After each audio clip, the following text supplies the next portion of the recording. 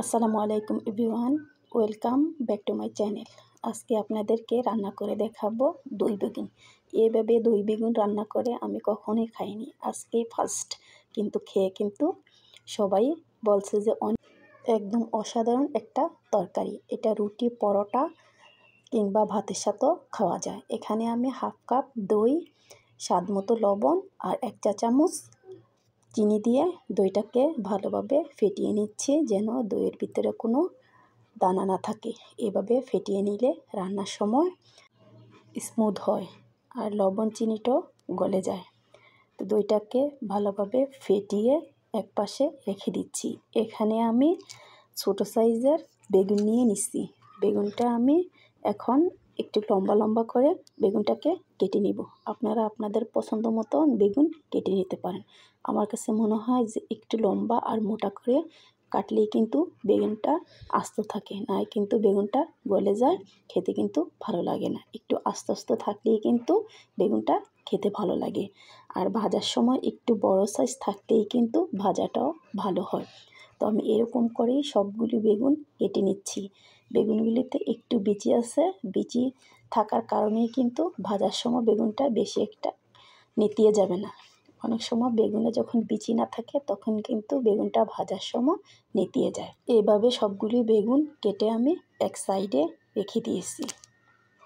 এই পর্যায়ে দিয়ে দিচ্ছি 1 কাপের 4 ভাগের 1 ভাগ সয়াবিন তেল। সয়াবিন তেল দিয়ে আমি বেগুনগুলিকে হলুদ, লবণ, একটু মরিচের গুঁড়ো দিয়ে মাখিয়ে 10 মিনিটের জন্য রেখেছিলাম। এই পর্যায়ে তেলটা যখন গরম হয়ে গেছে, তেলে দিয়ে বেগুনটাকে একটু ভেজে নিয়েছি।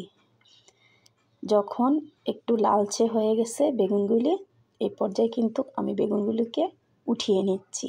বেশি বেগুনটা ভেজে নিলে কিন্তু বেগুনটা গলে যাবে। যখন এই পর্যায়ে চলে আসবে তখন কিন্তু বেগুনগুলিকে উঠিয়ে রাখতে হবে। তো এখন আবারও দিয়ে দিচ্ছি 3 টেবিল চামচ পরিমাণ সয়াবিন তেল, তেজপাতা, এলাচ, দারচিনি একটু পরিমাণ মতোই দিয়েছি, বেশি এলাচ দারচিনি দেইনি।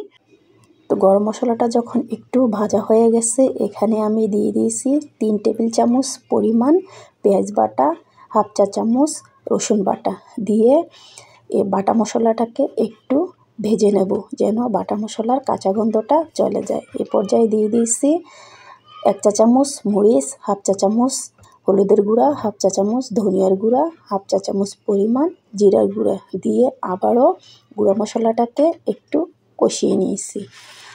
কষানোর সুবিধার্থে একটু আমি পানি দিয়ে দিচ্ছি, যেন লেগে বা পুড়ে না যায়। তো এই পর্যায়ে আবারও ভালোভাবে কষিয়ে নিচ্ছি। কষানো যখন একটু হয়ে গেছে, উপর থেকে তেল বেশি আসছে, দিয়ে দিচ্ছি এখানে ফেটানো দই। দইটা দিয়ে আমি অনবরত নেড়েচেড়ে রাখবো, না হয় নিচে থেকে কিন্তু লেগে যাবে।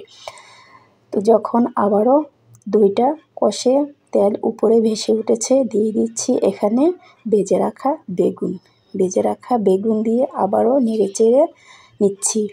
এই পর্যায়ে কিন্তু আস্তে আস্তে নাড়তে হবে, না হয় বেগুনগুলি কিন্তু গলে যাবে। তো একটু নেড়েচেড়ে দিয়ে দিছি এখানে পানি। বেশিক্ষণ কষানো লাগবে না, কারণ ভাজা বেগুন।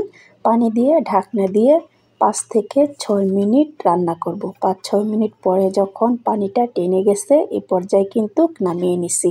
যদি আমার ভিডিও ভালো লাগে প্লিজ লাইক করবেন, কমেন্ট করবেন, শেয়ার করবেন। এভাবে আপনারা ট্রাই করে দেখবেন, আশা করি আপনাদের কাছেও ভালো লাগবে।